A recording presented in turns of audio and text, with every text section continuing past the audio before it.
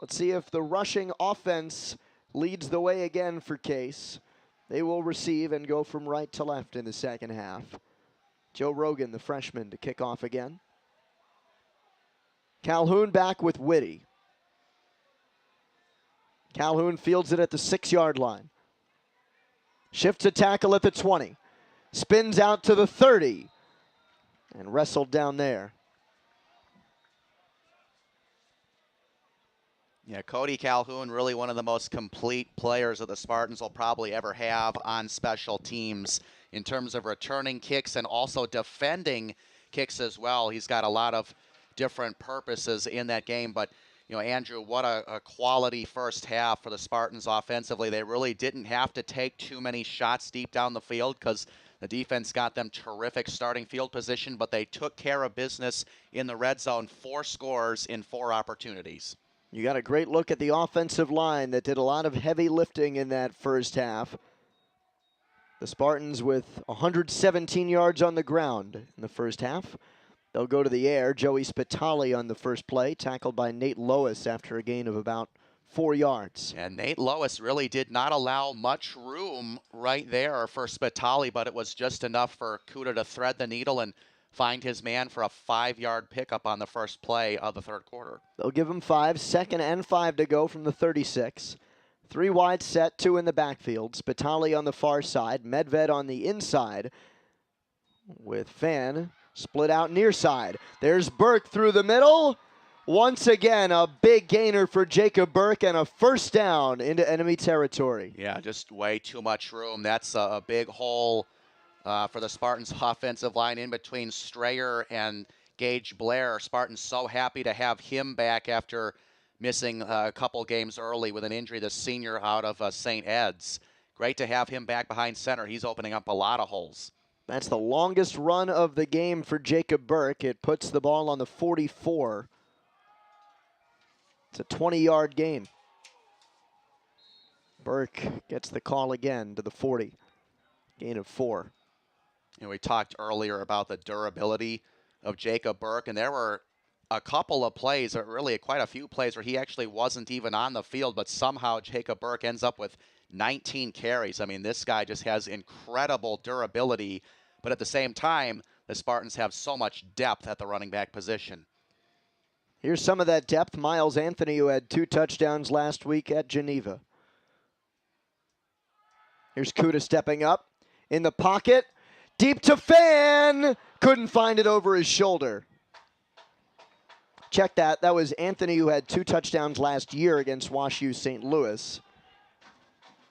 You know, Kuda did take a little bit of a hit after he got this throw off, but just a tad bit too underneath for Fan to make the proper adjustment there. That's really the one connection that Kuda has not been able to make in the last couple of weeks with his senior most experienced wide receiver, Justin Fan. If they can really find a way to get him involved in the offense, watch out, because the Spartans offense will be at its best.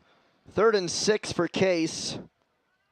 They're 3 of 9 on 3rd down. Burke gets the give up the middle. He's got the first. Out to the 32-yard line. Yeah, I mean, that Bears front 7 has just been overpowered today. You know, another thing that we mentioned earlier was the time of possession and just the total time that the Bears defense spends on the field. Their offense was on the field for just over 10 out of the first 30 minutes in the first half. That is not a recipe for success. First down from the 32. Kuda to Fan, his first catch of the game.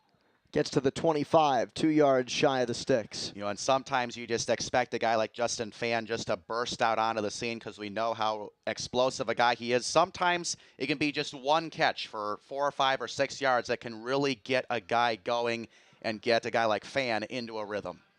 2nd and they'll spot it with 3 yards to go from the 25.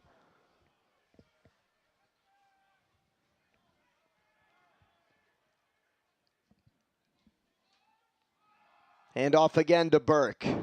That looks like enough. First down for the Spartans again. They keep on rolling. Again, the ground game has been huge for Jacob Burke. He has plenty of room to run between the tackles. What a job this offensive line has done today. Kuda to pass, gets good protection, goes end zone, but Fan trips and falls down at the 2-yard line, unable to get there.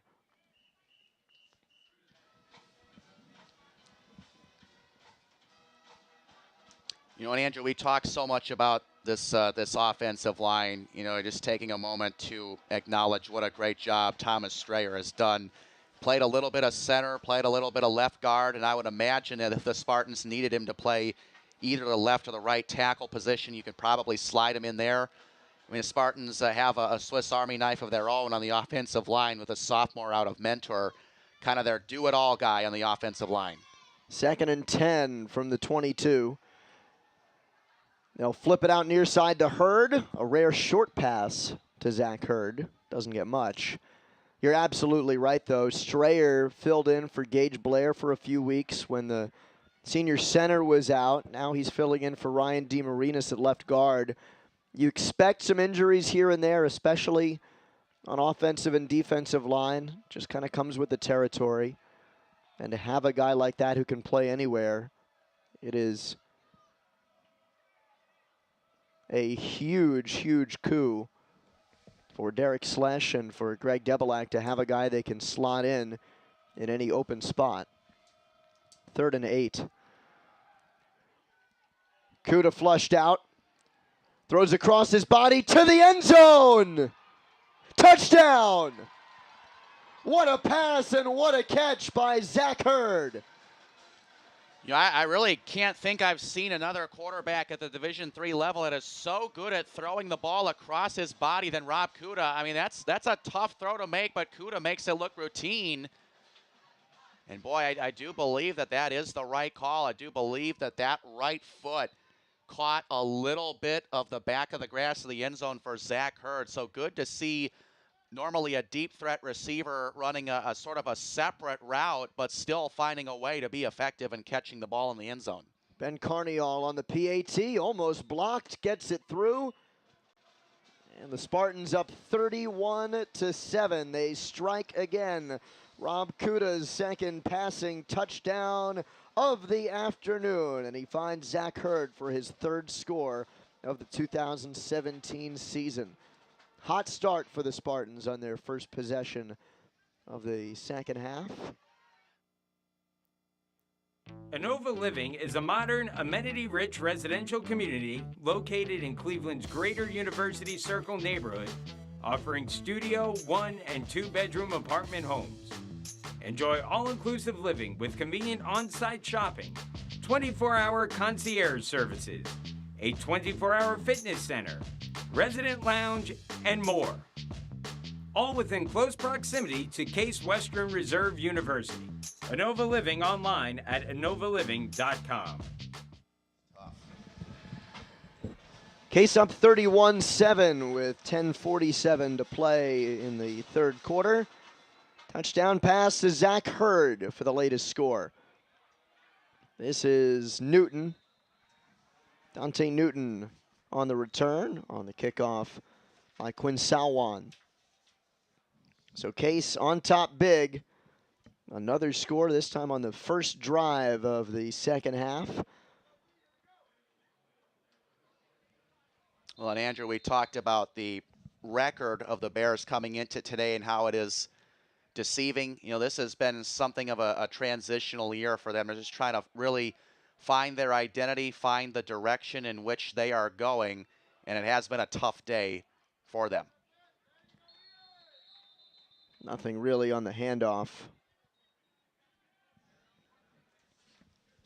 They give that time to Seth Cutter, listed as a wide receiver, but gets the give there, and he's in the backfield again. David Neese also listed as a wide out, and they have handed the ball to him as well. Davidson over the middle to Singer. He's had a lot of action. He gets the first down past the 50. Calhoun on the tackle. Well, I tell you what, if you give Davidson some time and some space, I mean, he's got some raw skills. You know, the nice tight spiral, the BB of a throw right there.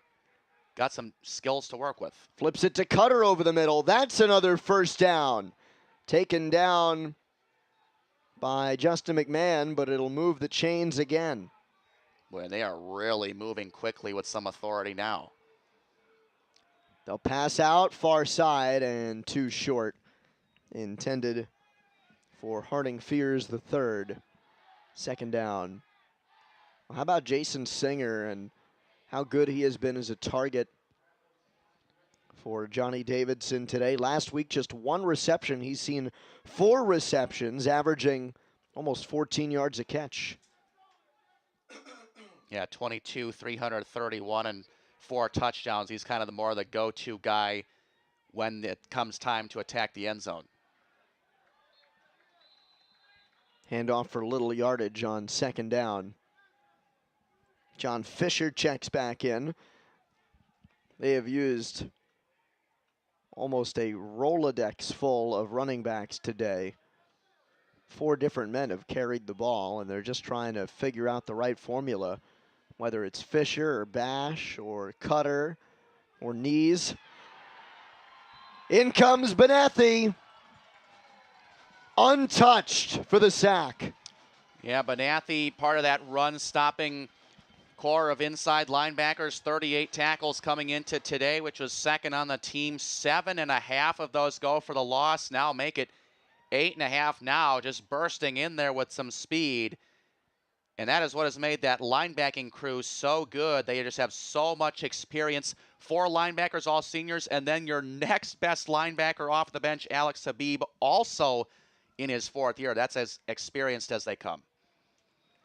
So the punt by Davidson to Fan, who will fair catch it at the 9. Special thank you to all of the Case Western Reserve University sponsors, including the Courtyard Marriott on Euclid Avenue. Make your reservation today by calling 216-791-5678. Case up 31-7. They have a long field to tackle here from their own 9.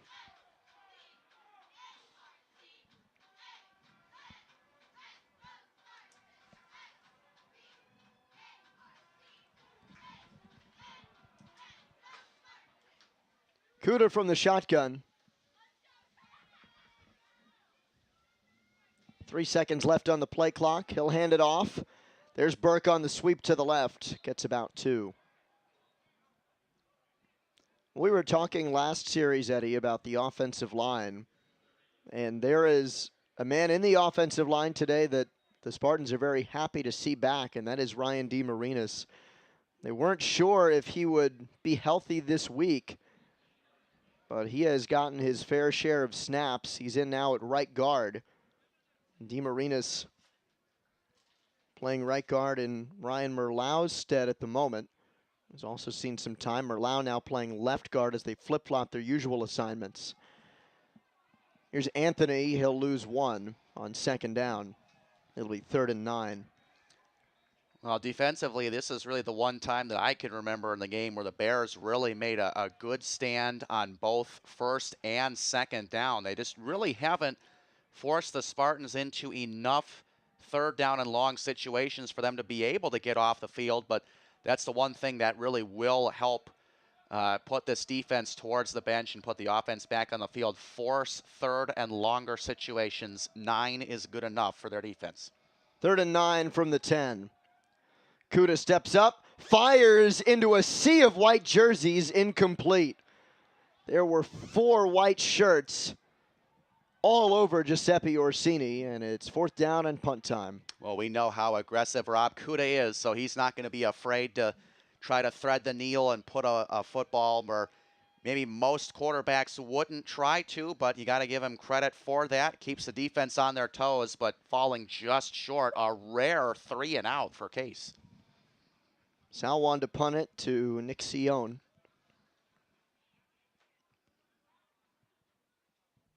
From his own end zone for the 2nd time tonight, or today as it were. Salwan, spiral kick. Sion fields it at the 43. Got about 5. Zach Lyon in on the tackle. had plenty of help. David Tregonza there as well. We just talk about capitalizing on opportunities when they are presented to you. I mean, the Spartans, Andrew, were able to do that time and time again in the first quarter. Wash U, it's been a little bit of a different opportunity. They once did start inside enemy territory and just have one score to show for it, but definitely going to hope to get another one here. Not going to start in any better position than you would now against a stellar ranked team like the Spartans. Here's Davidson running up the middle. He has a first down inside the 20. This offense looks like it's gotten an oil change. They are completely different and running very efficiently. Yeah, they really are. They are on cruise control, and I think they set it at about 80 to 90 miles an hour. They just keep pushing forward. There's a handoff right side. Logan Bash lowers the shoulder out to the 10-yard line near the first down marker before he's tripped up 1 yard short. Or will they give him the first down? No, it's second down. Looked like the chain gang started to move. 2nd and 1 from the 10. Bash again, up the middle. That's enough for the first.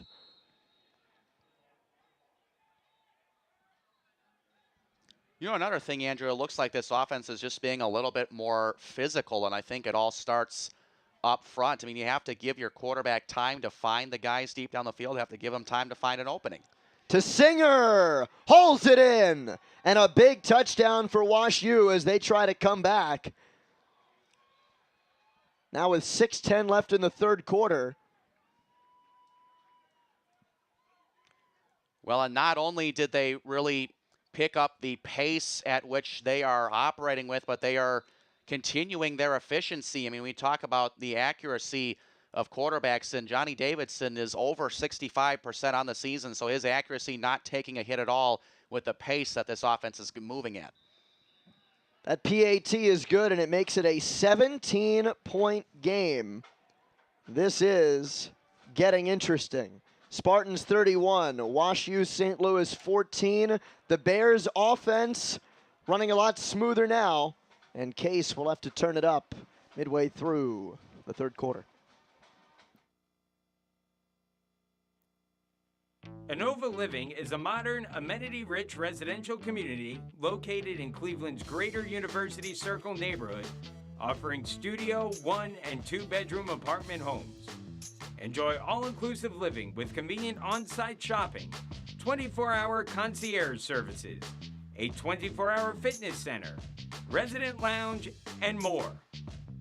All within close proximity to Case Western Reserve University.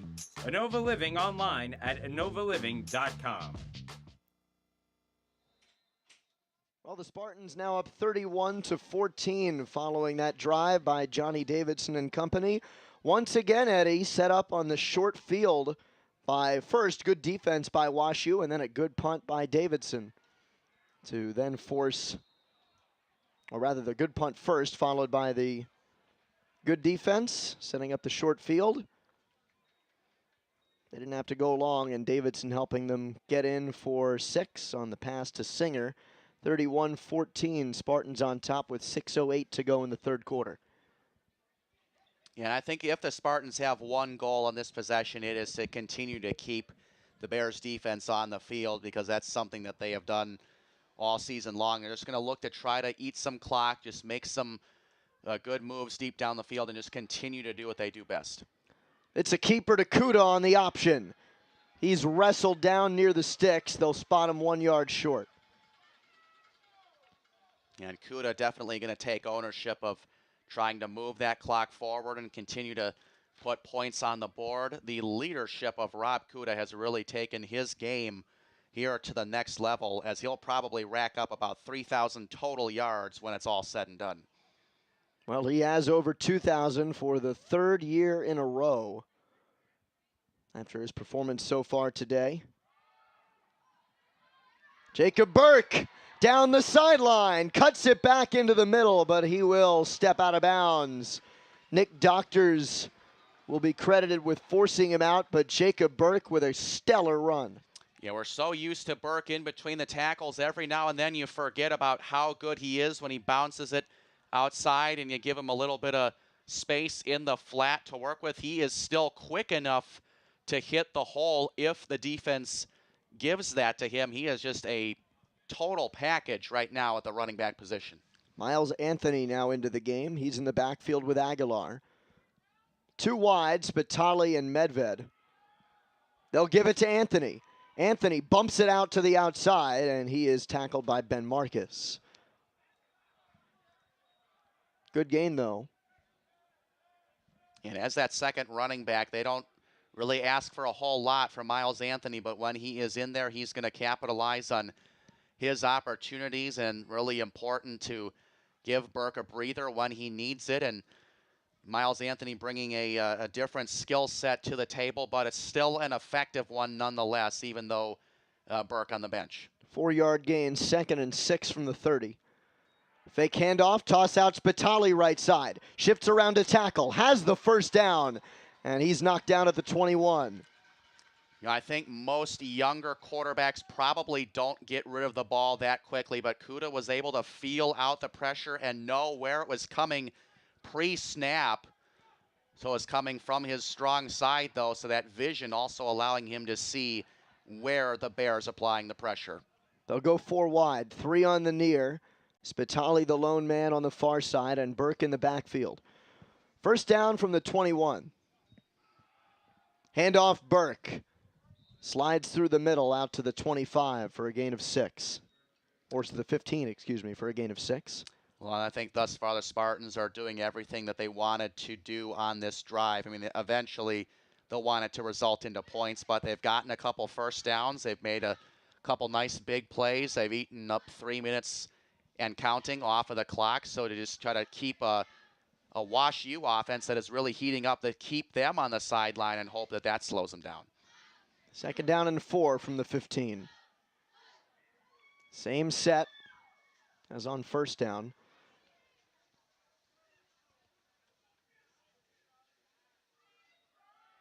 Kuda looking left.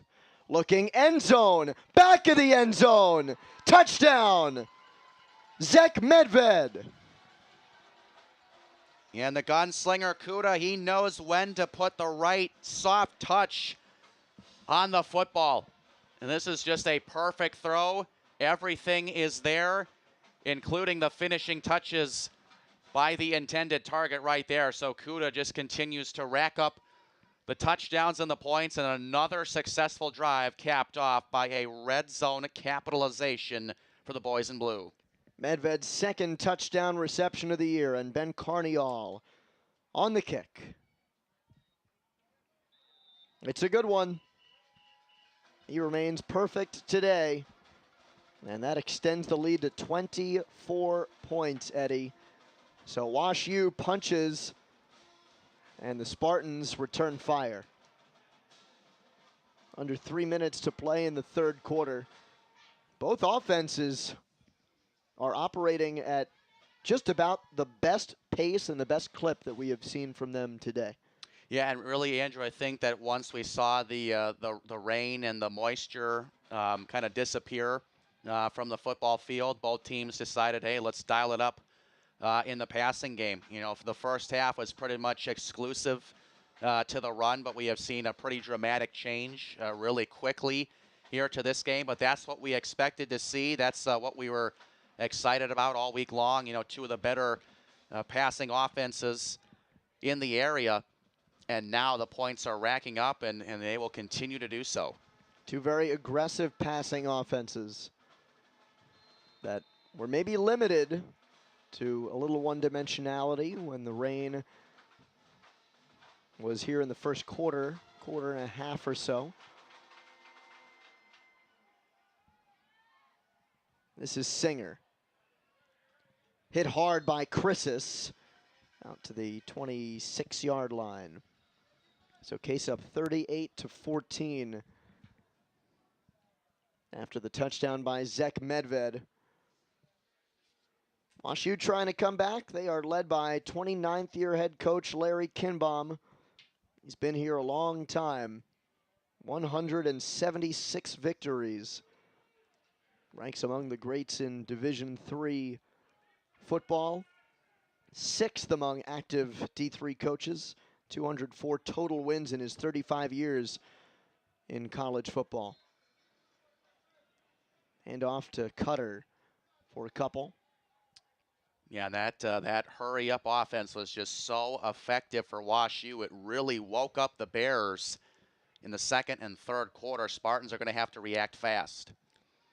Near side pass, caught by Alex Fellinger, the junior from Damascus, Maryland. It'll set up 3rd down and manageable. 3rd and 1 from the 35. They will pass it out far side. It is dropped. DeAndre Wilson was thinking run before he had the football, and it's 4th down. Just got a little bit ahead of himself right there. Now an interesting call coming up for the Bears, 4th down and 1. I mean, you got your quarterback as your punter, so all kinds of different things that you can try, but will show the Spartans that they're going to try it. They'll hand it off. It's stacked up right at the line. Where is the spot?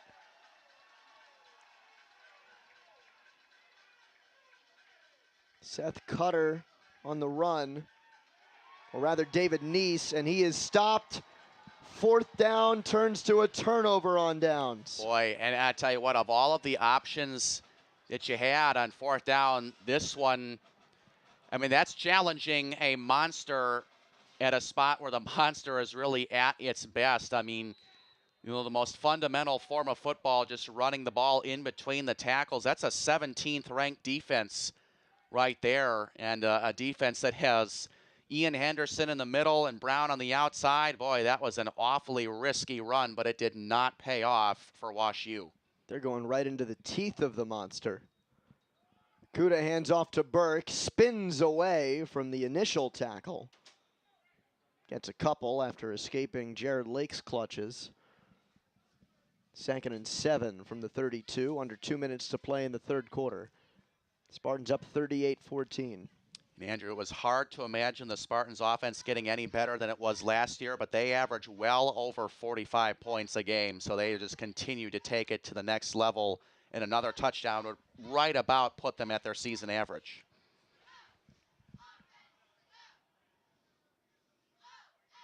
Their lowest point total in a single game, 33 against Bethany. Over the middle for Kuda. Cuts it against the grain. He has a 1st down to the 25-yard line.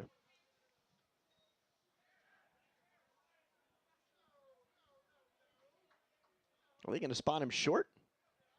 They changed the marker to 3rd down, but it was pretty clear they were right at the line to gain, and they'll change it to 1st. 1st down and 10 from the 25, under a minute to go in the 3rd quarter. Both teams have all their timeouts. Kuda fires over the middle. He finds Fan again.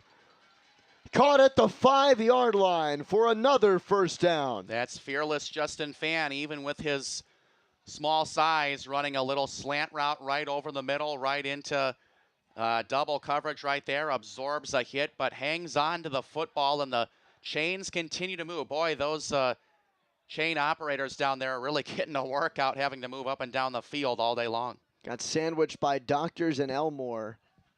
Made the catch, hung on, fell down at the 6. This is Jenkins in the backfield now with 2 wide. Orsini and Spitali. Handoff is to Jenkins, off tackle right, and into the end zone.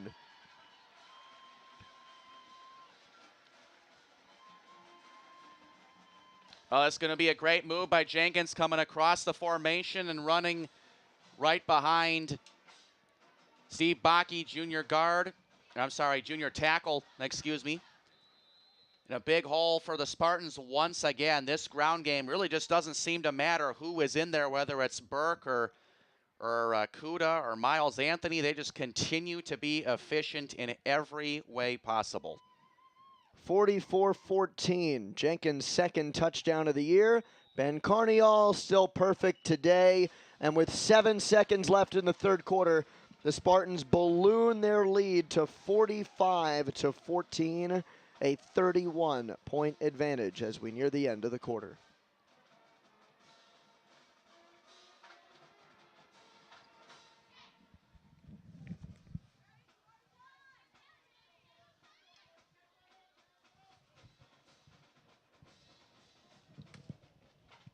So Case will kick it away now. Quinn Salwan getting ready to send it deep.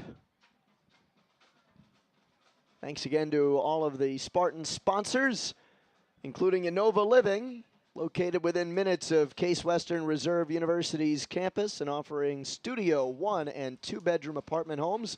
Enjoy all-inclusive living with 24-hour concierge service, 24-hour fitness center, resident lounge, and more. 45-14 Spartans, matching their point output from a week ago at Geneva. Good return by Lois. He'll get out to the 35-yard line. Gives us a chance to take a look at some of the scores from around the PAC, Eddie. Geneva and Grove City, second quarter tied at 7. Teal taking on Waynesburg this week as well. That game at the moment scoreless. Actually, check that. Updating it, it is 14-7, Waynesburg on top. Davidson flips it out to the far side. Benathi runs out the receiver and a flag on the play. That might have been a late hit. John Fisher was the receiver. Let's take a look at the laundry.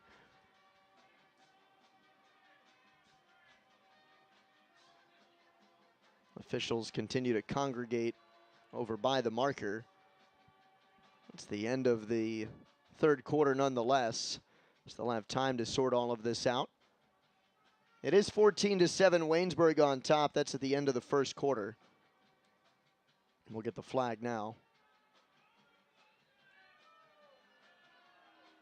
Personal foul, and that's confusing. It was against the Spartans, but it was pointed in the direction of now where Wash U is.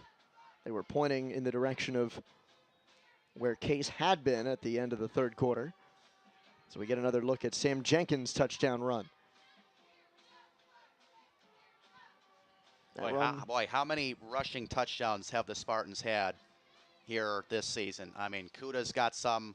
Burke has the vast majority of them. Jenkins has gotten a couple late in blowout games. Just definitely one of the best rushing attacks that Division III football has to offer. And right now it is powering its way past Wash U. 45-14 at the start of the fourth quarter. We'll continue to go through the scores in the PAC after another look at the touchdown.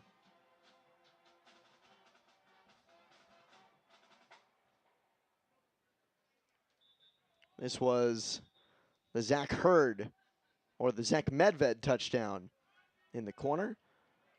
Kuda finding Medved in the same corner that he found Hurd in the back left. Kuda's found Hurd, he has found Medved, he's found Aguilar. He's spreading the love today. There's a handoff to Fisher. Bowls over a tackler on first down from the 50. And gets a couple. So continuing our look around the PAC, Washington and Jefferson leading St. Vincent 14-3. That is an awfully close game in the second quarter, considering Washington and Jefferson's dominance. Davidson fires deep down the left sideline. It is caught. A terrific pass and catch by Harding Fears III. Boy, and he just put this throw right on the money. Could not have asked for a better catch and throw right there. Pretty good day overall for Johnny Davidson, with the exception of the interception at the very first onset to play of the game. That's Andrew Lease being helped off the field. Hopefully that's a minor injury. He's able to walk off on his own power. First down and 10 from the 19. Opening 30 seconds of the fourth quarter. That's thrown to the end zone. Calhoun with the interception. That's a shark looking for blood right there, and Cody Calhoun, man, just sticking to him like glue. He could not have played it any better with textbook coverage. And, you know, Cody Calhoun, you know, talking to him earlier on in the season, he was a dominant run stopper, a great tackler, but he told me that he wanted to really improve his pass defense skills here this season, and he really has, forcing that turnover right there and getting everybody excited. So Case leading 45-14 over Wash U, and another turnover, Eddie, by Wash U St. Louis. That is the second interception, one by Cannon, one by Calhoun. The free safety has his first of the year in his season returning from injury. Kuda's day is done. This is Coolidge under center. Ryan Coolidge runs it up the middle. So the fourth quarter will be all reserves, it looks like. Continue our look around the PAC. Thomas More now leading Bethany 21-0. Westminster. Case's opponent next week, taking on Carnegie Mellon tonight at 7. That's probably the marquee matchup of the day in the President's Athletic Conference. 5-2 Westminster at home, against Carnegie Mellon, who's 7-1. Coolidge will roll it out to the left on 2nd and 7. He'll run it again, and he'll run it out of bounds. Well, the Spartans are undefeated. Washington Jefferson also undefeated, and it sets up a very interesting scenario, Eddie, that we were talking about a little bit over the course of the last week, because there are a slew of tiebreakers in the PAC to determine who would win the conference, who gets the automatic qualifier, and almost all of the tiebreakers come down to the wire. If Washington Jefferson and Case remain undefeated to finish this year, it is going to be very interesting to see how things shake out, because you take a look at the tiebreakers, and we'll get a little bit of time to delve more into this, as the Spartans call a timeout on 3rd and 5 from their 25. And the first tiebreaker that would play in and that would factor into who would win the automatic qualifier, who would win the PAC, is the third one down on the list. That's strength of conference wins. And the only difference between W&J's schedule and the Spartans' schedule is Washington Jefferson did not play Grove City in a conference game. They played them non-conference officially. Case did not play Thomas More. So what that means is, if all things remain equal, if both teams finish the year tied for the best record in the conference, then basically the Spartans have to hope Grove City finishes with a better conference record than Thomas More. Right now, Thomas More at 3-3 in PAC play with 2 games remaining. Grove City 2-3 with 3 remaining. Coolidge, after the timeout, rolls out, somehow escapes pressure. He'll throw it to DeFrancesco. Lots of green down the right sideline. DeFrancesco for a long gain. Out of bounds near the 10-yard line. Boy, I tell you what, just a tough break for Wash U, but, I mean, there's no excuse for this one. I mean, you can't let a guy get that wide open deep down the field. I mean, they put all of their eggs into the basket chasing the quarterback, but unfortunately, whoa, tough break for Case. This is going to be called back on a flag late after the play. Well, it was an escape act by Coolidge, and a lot of these escape acts end with a holding flag, and that appears to be the case. It looks like right there at the bottom of your screen. But in any event, as we were talking about the tiebreaker scenario, Thomas More, currently 3-3. They'll play Bethany and Teal to finish the year, and right now they're all over Bethany. Grove City plays Geneva, Bethany, and Teal. So a tie between those teams, also not unlikely. So what happens if Thomas More and Grove City are tied, and Case is tied with Washington and Jefferson? Find out after the 3rd and 10 from the 20. Coolidge shotgun snap. Looks right, steps up, and he is sacked. dropped by Jared Huther. And so it'll be 4th down and punting time. So if that were the case, you skip over the number 4 tiebreaker. Case and W&J would not factor into that, which is overall record. If both teams are undefeated, then that doesn't matter. You go to the 5th tiebreaker to determine who would be the PAC champion. Quinn Salwan to punt.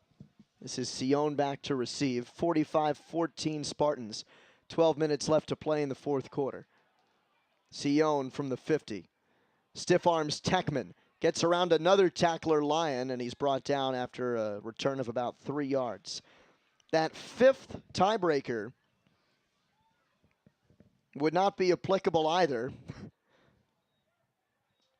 5th tiebreaker on that list would be record versus common non-league opponents, so that doesn't matter either. And so if both teams finish 10-0 and split all tiebreakers, then they would be PAC co-champions. So it's going to come down, if both teams have the same records at the end of the year, if both teams are undefeated, going to come down to what Grove City's record is in conference play versus Thomas More's record in conference play. Couple weeks left to sort all of that out. Flag comes flying in after the first pass by Ryan Arthur, who is the new quarterback for Wash U St. Louis. He's the junior out of Tinley Park, Illinois. And they'll wave off the flag. So, Eddie, now that we've dissected all of that thoroughly, and now that everybody is 95 to 100% confused by the situation, what do you have to say? You know, really all the Spartans can do is just take care of business on their own. I mean, I look to a season ago as we have yet another flag coming in on the opposite side of the field. You know, they were so close to running the table a season ago. You know, in my own book, they were kind of 9.5-0 per se until the final 2 quarters in that last game at home a season ago. But, you know, I have a pretty good sense of confidence that if the Spartans are able to make it to 10-0, something will become of that record. You know, it's not every day that, you know, a team that finishes a season undefeated goes unrewarded in some way, shape, or form. So, you know, whether it's a share of the title or whatever it is, the Spartans will get something for it, but we still do have a couple of weeks to go before we get to that point. 3rd down for Arthur. The rush is coming. Pass caught by Fears, well short.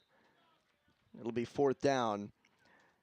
That seems to be the sense, that even if Washington, Jefferson, and Case split the title, or if they're both undefeated and one of them wins out on tiebreaker, that one of them will get the automatic qualifier and the other should, you would imagine, get an at-large bid to the NCAA D3 tournament. Arthur stepping up on 4th and 7. Pass broken up. Turnover on downs. Andrew Benathi has a sack, and now he has a pass breakup for a turnover. Way too many of those for the Bears. I mean, their offense has caught a spark here and there, but the 4th down conversions have not been friendly to them. Turnovers as well. Several penalties that also wiped out some big plays early on in the game.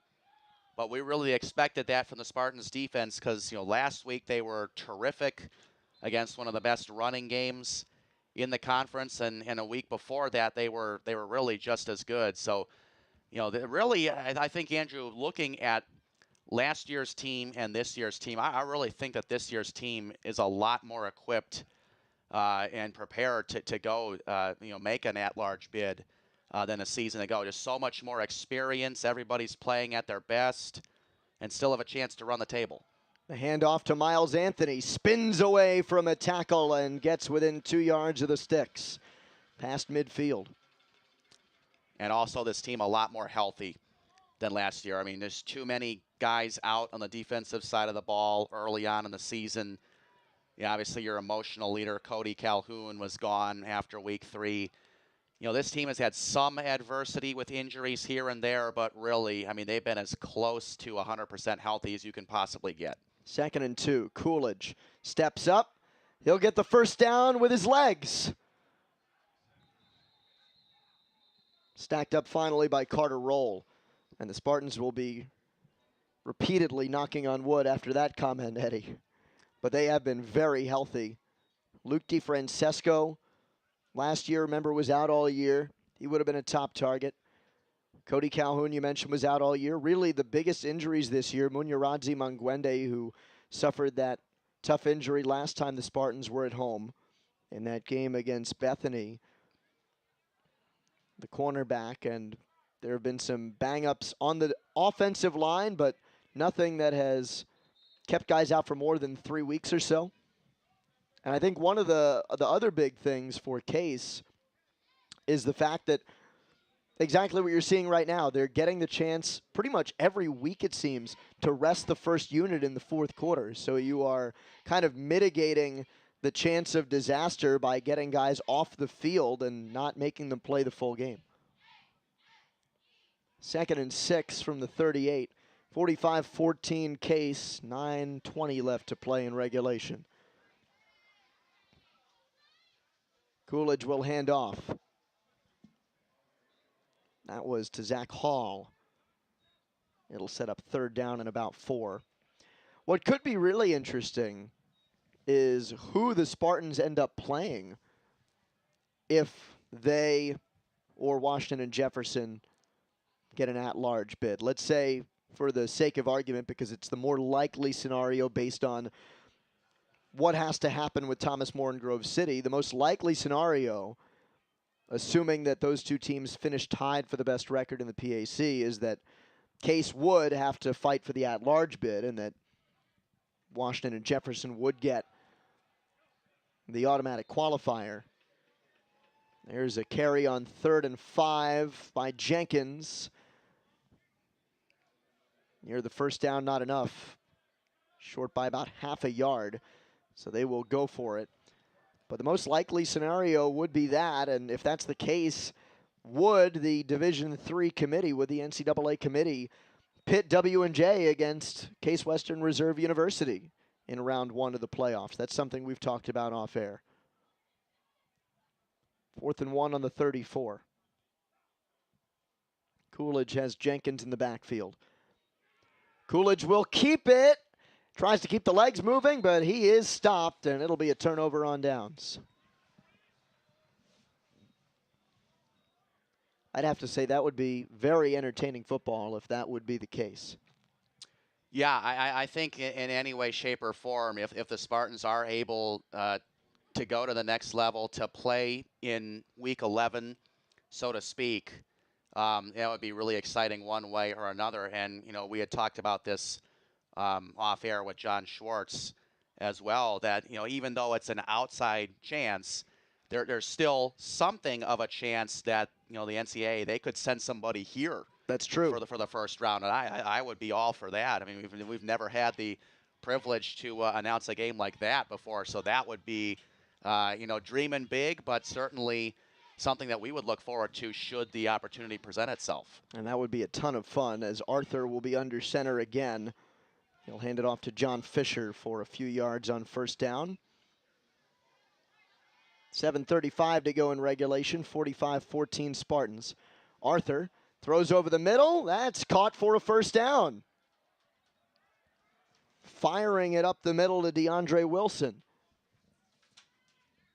And again, once we go to the fast-paced, hurry-up offense, that was effective for Wash U in the 2nd and 3rd quarter. Arthur going deep, batted away and intercepted. The Spartans have it. Nick Kadlasek with his 2nd interception. Cooper Tulloch broke it up. Kadlasek came in and scooped it up.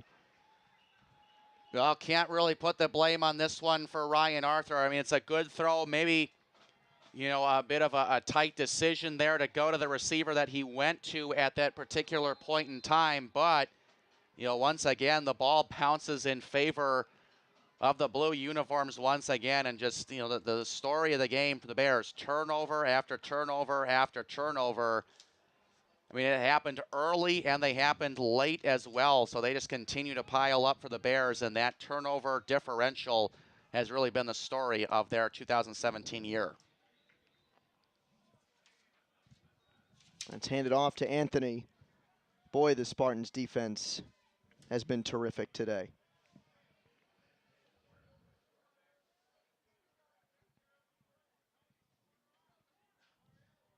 That is the third interception by Case. One by Cannon, one by Calhoun, now one by Kadlasek. To say nothing of the fumbles as well that the Spartans recovered. There were 2 of those. This is Julian Kennard under center for this drive. And on second down, he'll run it for a couple yards. Now we're talking all about potential playoff scenarios, but bear in mind we're a couple weeks away from that as we take a look at Ryan Arthur unloading what turned out to be an interception, and this is great coverage. Yeah, the coverage really has just been terrific all game long, and really all it takes is a finger or two to really correctly alter the direction of the pass right there, just setting the teammate up for an opportunity to get a hand on the football and come away with a turnover. But the coverage, really, I am with you on that, Andrew. It has really been as good as we've seen it here today from that secondary unit. Anthony on the third down run gets stacked up at the 40, and it'll be fourth down.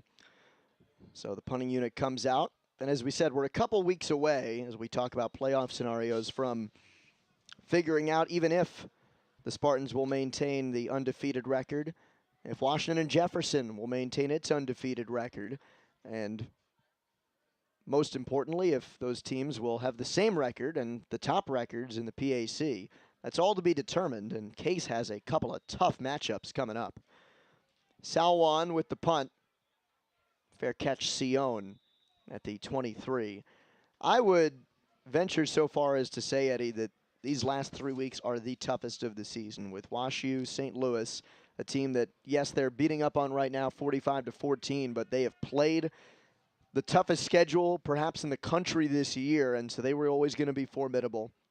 Then Westminster next week. Westminster gave Washington and Jefferson a real run for its money. Last week, they forced overtime against the Presidents and ended up within a 2-point conversion of winning the game. It was a 2-point conversion stop in overtime that ended up losing the game for Westminster and winning it for Washington and Jefferson. So that's going to be a dogfight next week. Then you have the Academic Bowl to finish the year in Pittsburgh. This is not going to be easy sledding to get to a perfect season.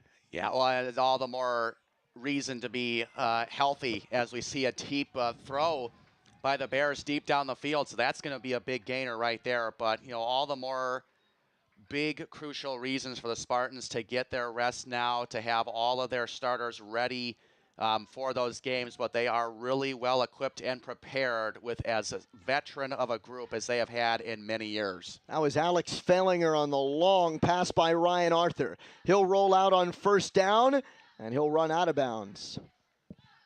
It took the chain gang longer than it took the offense to get down for the hurry up. And so there was some confusion maybe for Arthur as to where the line to gain was. He picks up 5, and it's 2nd and 5 from the 20. Arthur fakes the handoff. Goes deep. Left corner, incomplete. Looking for DeAndre Wilson, and the flags come in late. Well, you thought there might have been some interference there.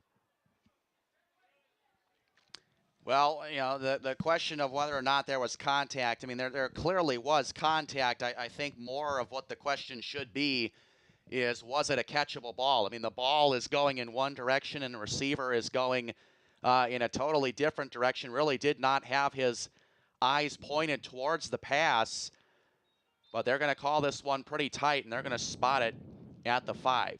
That was Joshua Smith in coverage. They'll hand this one off right up the middle to Logan Bash, and now things are getting physical and maybe a little ugly. Nobody can afford this nonsense. Brett Marcus came in and was the main man pushing Bash when he was down. I don't know if something was said at the bottom of the pile or if Bash did something first, but that got physical. And it got contentious in a hurry.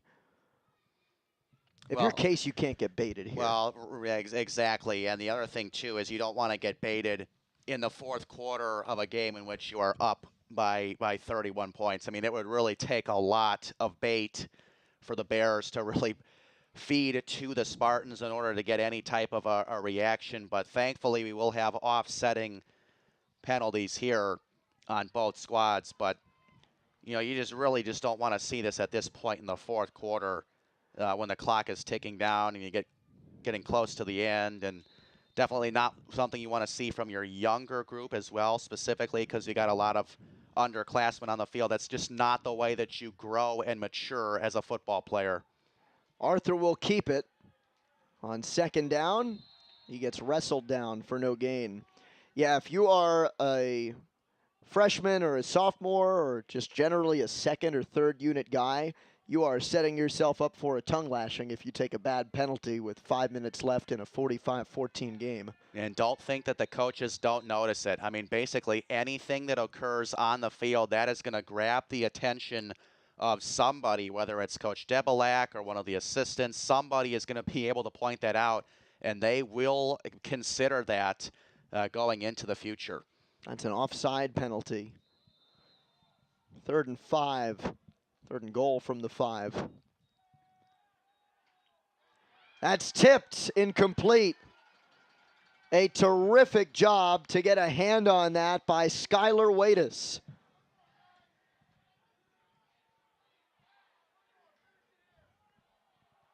I mean, there haven't not been a ton of sacks of Wash U Bear quarterbacks here today, but the pressure has definitely been coming and has resulted in some plays. On 4th down, fired to the end zone for a touchdown.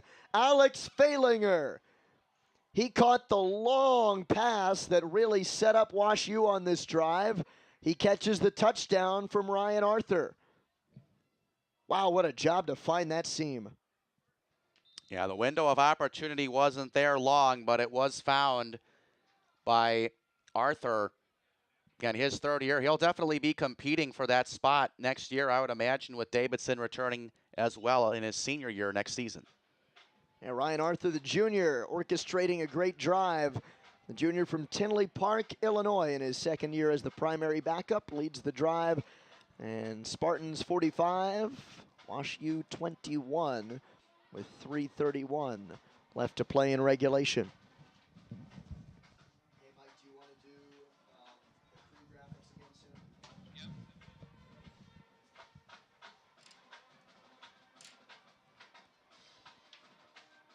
Well, our crew has been terrific all year. Our videographers today, Brian Trail, Shayna Perlman, giving you all the sights you have seen all day. Brian Landers has queued up some terrific replays for us this afternoon.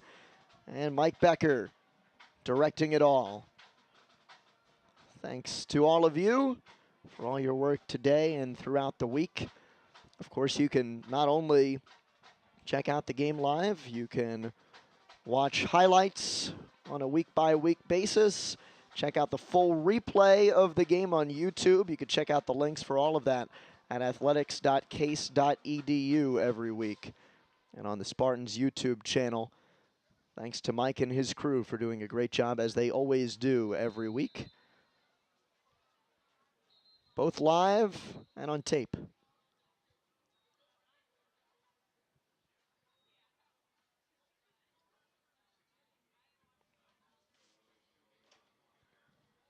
Joe Rogan will set up to kick it off.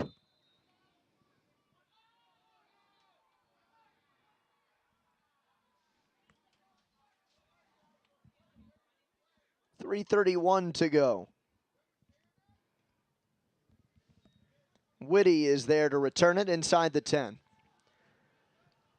Cuts it back at the 25, dives forward past the 30. Well, Case up 45-21 following the touchdown drive by Ryan Arthur. Well put together by Wash U. One of the better drives of the afternoon, whether it was by Davidson or by Arthur. Alex Falinger, the touchdown catch. Alex Falinger also the big gainer. A long pass that set up the best field position.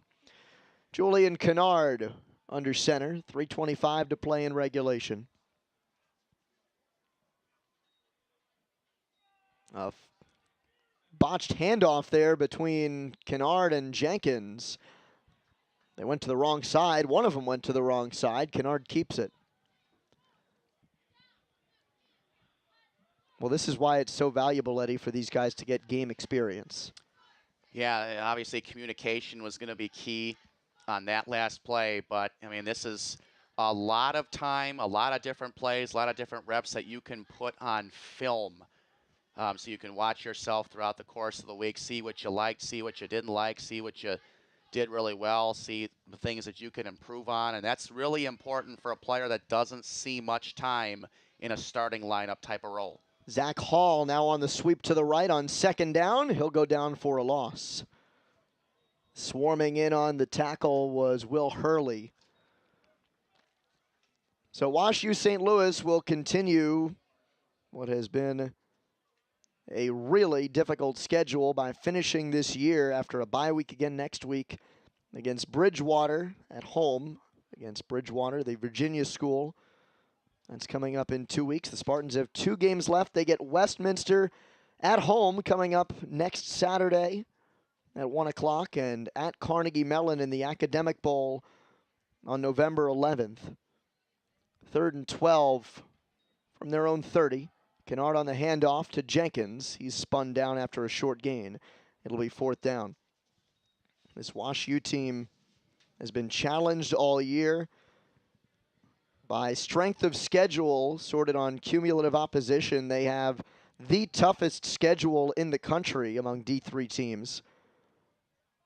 Of the 9 opponents the Bears had this year, 4 have been ranked in the top 25 polls, 3 currently.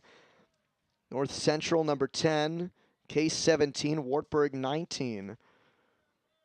They've been challenged all year. That's part of the plan by head coach Larry Kinbaum. Fair catch for Sion after another good punt by Salwan gets to the 35 with 1:15 remaining. And for Case, they have pretty well steamrolled their way past every other competitor over the first 8 games of the season. 2 more left, Eddie, and as we said before, these might be the 2 toughest. Westminster at home, Carnegie on the road. Yeah, they usually seems to go that way at the end of each season. Seems like games 9 and 10 are always going to really force the Spartans to put all of their chips at the center of the table and really go all in on what they're trying to do. So close a season ago, but they still have a chance to run the table here this year. Ryan Arthur going deep. Great one-handed catch by DeAndre Wilson. Wow, that's impressive. I mean, they're really putting on a show for the fans that have stuck around here in this game, and sticking the left hand up there. He was wearing a glove and was able to catch it right in the webbing of his hand to grab that in. Arthur steps up, spins away, and he gets stuffed. Adam Poltrak pile drives Ryan Arthur. 2nd and 7, under a minute to play. Well, the last home game of the regular season next week for the Spartans against Westminster. We'll preview that coming up after the final whistle.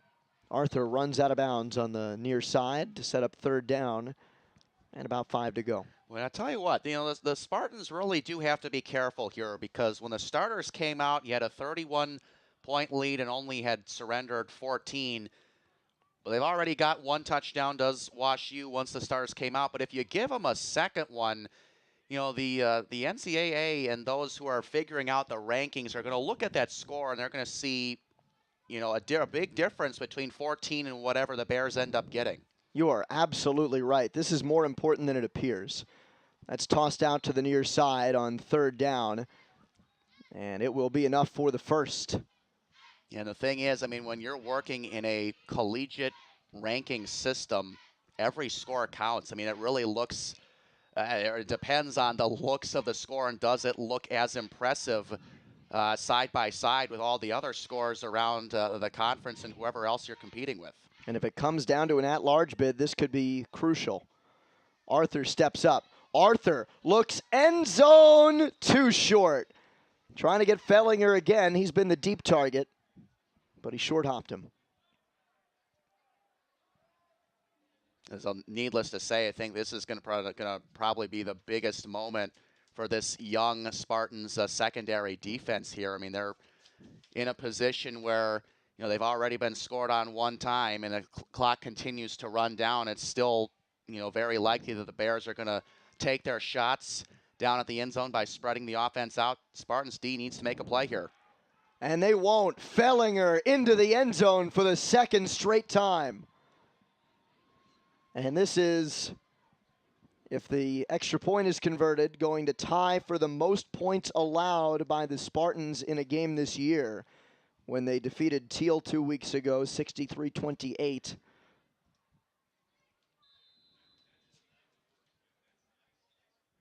With 22 seconds left, the outcome of this game not in question, but the difference with the PAT, only 17 points. So 45-28 Spartans.